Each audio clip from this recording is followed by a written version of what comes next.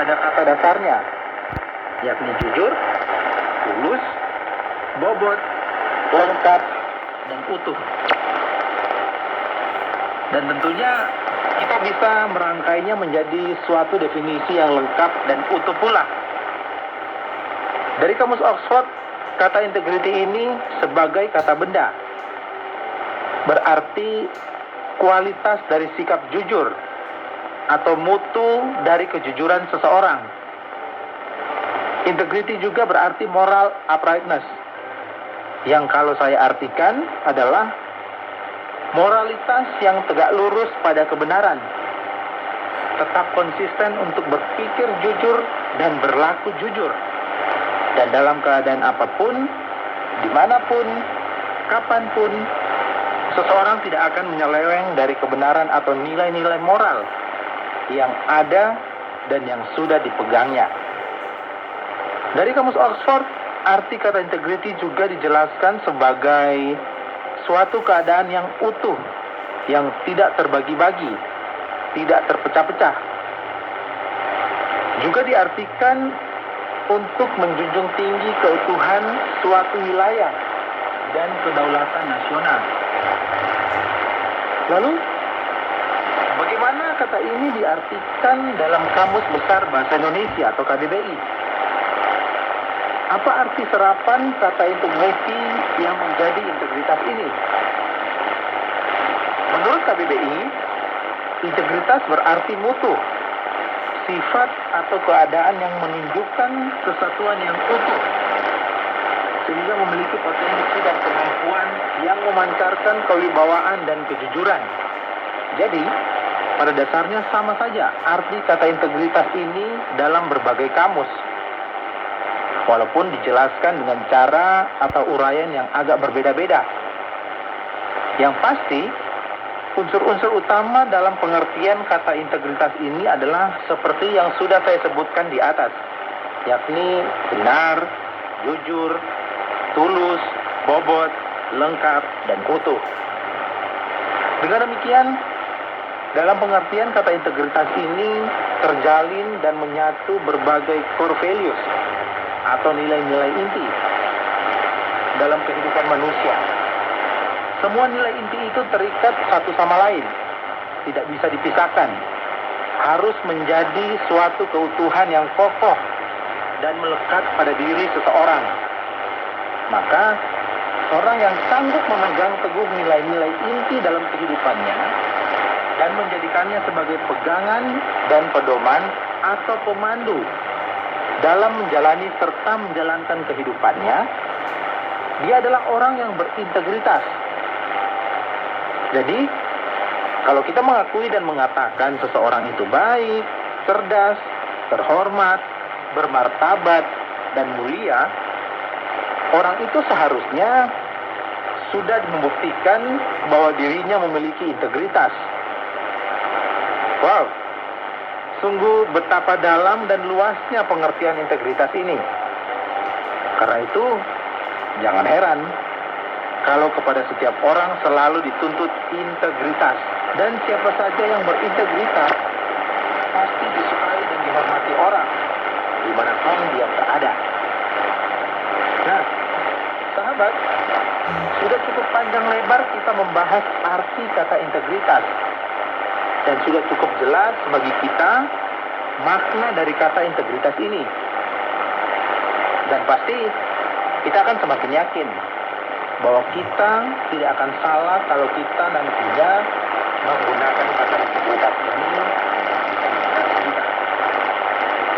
Dan tentu kita pun menjadi lebih sadar lagi betapa penting dan mutlak juga integritas itu kita miliki dalam kehidupan kita. Pun sebaliknya, betapa remehnya kita bila kita tidak memiliki integritas. Betapa malunya kita bila kita memiliki banyak dan beragam predikat yang mengagumkan. Apakah itu gelar-gelar akademik, atau mungkin jabatan-jabatan, atau kedudukan-kedudukan terhormat, prestis dan gelar-gelar kehormatan lainnya. Namun sebenarnya kita tidak memiliki integritas. Oke, sekarang kita kembali kepada formula tema yang utuh tadi. Bohong merusak integritas diri. Tema ini bersifat pernyataan atau statement yang sangat tegas dan agak bersifat radikal.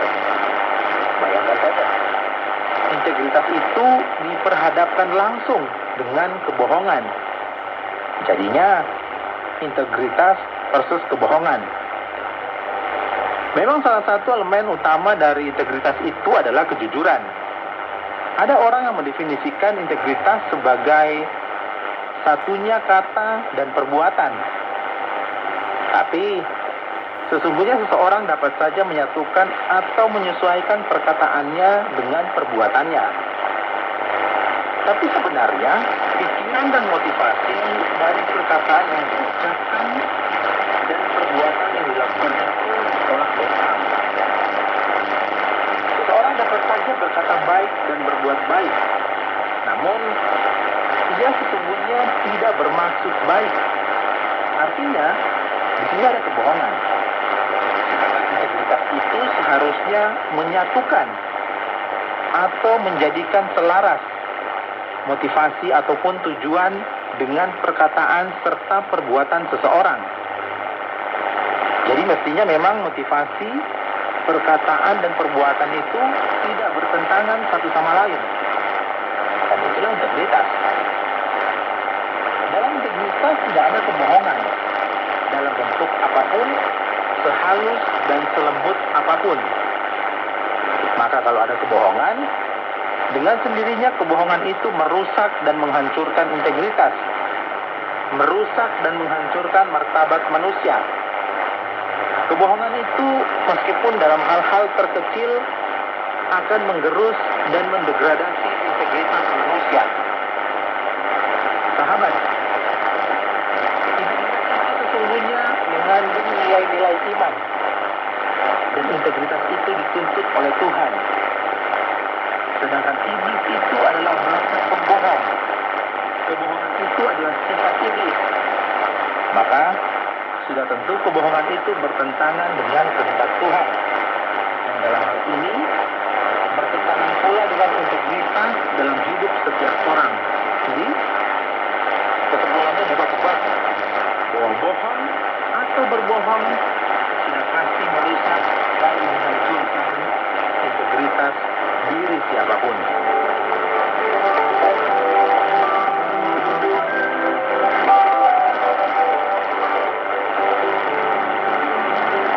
Terima kasih sahabat. Kita sudah boleh bersama dalam program Jembatan Hati edisi hari ini. Kita sudah bersama-sama berbincang dan membahas tentang berbohong merusak integritas. Mari kita tetap jaga integritas kita. Saya Torlan pamit. Shalom. Diproduksi dan dipersembahkan atas kerjasama Yayasan Rahmata Rohani di Batu, Jawa Timur, dan Penerbit Kalam Hidup di Bandung, Jawa Barat. Program ini dengan sederhana menyoroti dan memaparkan kondisi hati manusia dan karakter manusia di bawah terang firman Allah. Apabila Anda memiliki pertanyaan dan saran terhadap program ini atau berespon terhadap topik program hari ini, Anda dipersilakan untuk menyampaikan melalui WhatsApp ke nomor 081 333 777 386. Anda dapat juga mengakses program ini ke website Penerbit Kalam Hidup, yaitu www.kalamhidup.com. Terima kasih atas perhatian Anda.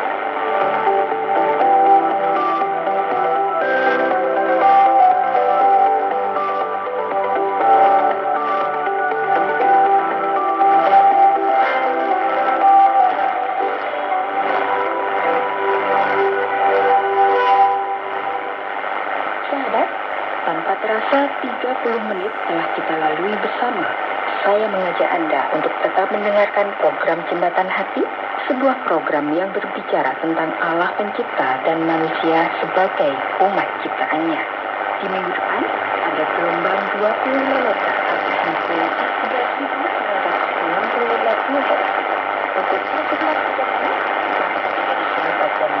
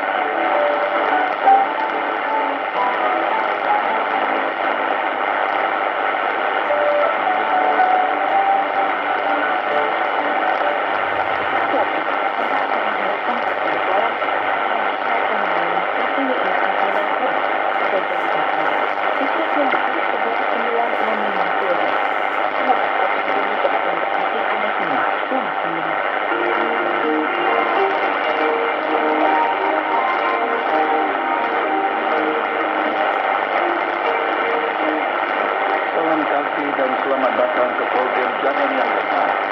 Hari ini kami berkongsi dengan Anda beberapa suara yang kami terima daripada pendengar. Adalah satu suara saya hanya menggunakan kipas. Yang tertulis dalam lagu Romania adalah sahabat korupsi dan tenang lagu jalan. Mazmur 119 ayat yang ke-105. Saudara bersama, apakah agama orang memasuki jalan kebenaran? Allah memerintahkan dalam hati kita untuk mencari kebenaran. Tapi ini mengetahui sendiri firman Allah yang esa. Kami membaca Alkitab dengan teliti, termasuk Taurat, Zabur, Kitab Farisi, dan Injil. Kita tahu bahwa Yesus Kristus adalah penyelamat yang diutus oleh semua nabi, dan Yesus adalah korban sempurna terakhir diberikan Allah untuk menghapuskan utang dosa anak Adam, supaya siapa yang percaya kepadanya dapat hidup di hadapan Allah selama-lamanya. Yesus Kristus yang berasal dari Allah adalah satu-satunya yang beroleh membawa kita kepada Allah. Kita telah mendoakan dalam harapan kedepannya. Kita adalah murid Yesus Kristus. Pengalaman kita ahli Alkitab yang bermaksud ahli kita. Orang lain memanggil kami Kristen yang bermaksud umat Kristus. Jangan keliru, ramai orang memanggil diri mereka Kristen tetapi tidak bermakna mereka benar-benar umat Kristus. Bagaimana kayu balak tidak berubah menjadi buaya dengan merendamkannya di dalam air, begitu juga seseorang tidak menjadi Kristen hanya dengan melakukan perkara yang dilakukan oleh orang Kristen. Mengikuti agama tidak boleh menambah yang akan membawa seseorang kepada Allah. Betapa gembiranya kita mempunyai Kristus sebagai juru selamat, Tuhan dan sahabat. Dia telah memberi kita hubungan yang indah dengan Allah. Soalan yang kedua, membaca di dalam Quran yang mengharapkan semua orang Islam untuk baik bersikap tertentu. Tuhan mengarahkan dalam Quran, Taurat dan Injil. Saya menghormati dan telah mula membacanya, tetapi kawan saya berkata bahwa saya tidak boleh membaca.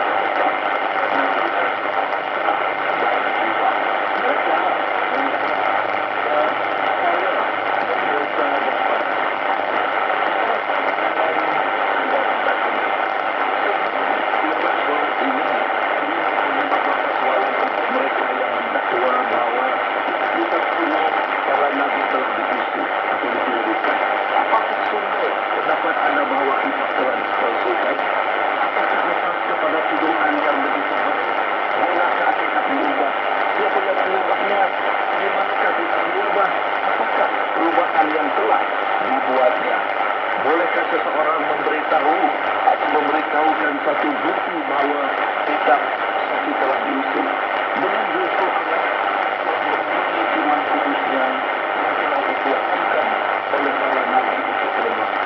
Mereka yang mendakwa bahwa kita telah disekutukan Allah mempercayai tiada bukti untuk menyokong dakwaan bahwa kita telah diubah. Malah terdapat banyak bukti yang menyokong bahwa kita tidak diubah.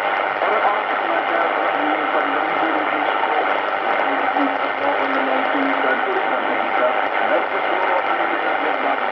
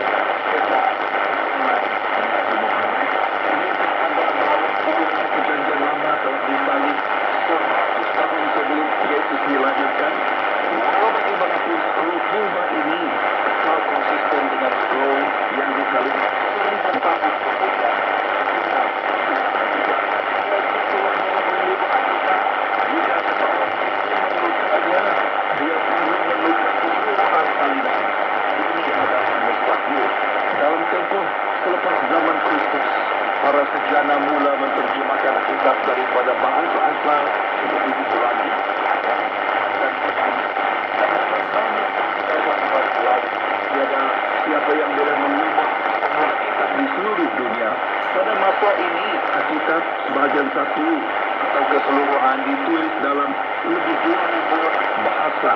Kami bersyukur kerana mempunyai puluh-puluh terjemah yang baik dan dalam bahasa Inggeris.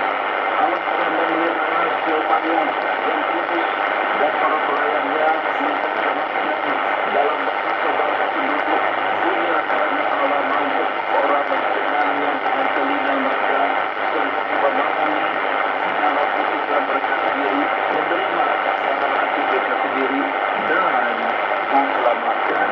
Berkat Allah yang Maha Kuasa melindungi Tuhannya dari segala gangguan syaitan dan mereka yang beranggupan dan merosakkannya. Dan yang beranggupan sudah tentu kita kenal bahwa sejak awal dunia ini hingga sekarang syaitan telah tiba mengubah firman Allah dalam pikiran manusia. Contoh dalam buku pertama Alkitab kita mendengar Allah berkata kepada Adam, pada hari kamu mati, kamu akan mati. Namun iblis menafikan apa yang saya katakan, lalu berkata kepada Adam dan Hawa, iblis telah syaitan suka mengubah firman Allah. Ia ada tahu Adam dan Hawa memilih untuk mempercayai syaitan dan kemudian memakan buah terlarang. Akibatnya jiwa mereka mati, badan mereka layu dan mati seperti yang telah dikorbankan Allah. Sahabatku, firman Allah itu pasti syaitan adalah dan penipu. Syaitan ingin menipu orang dan membuat mereka percaya bahawa Alkitab telah diubah. Tetapi Tuhan Yesus berkata, kitab suci tidak dapat dibatalkan. Yohanes 10 ayat 35.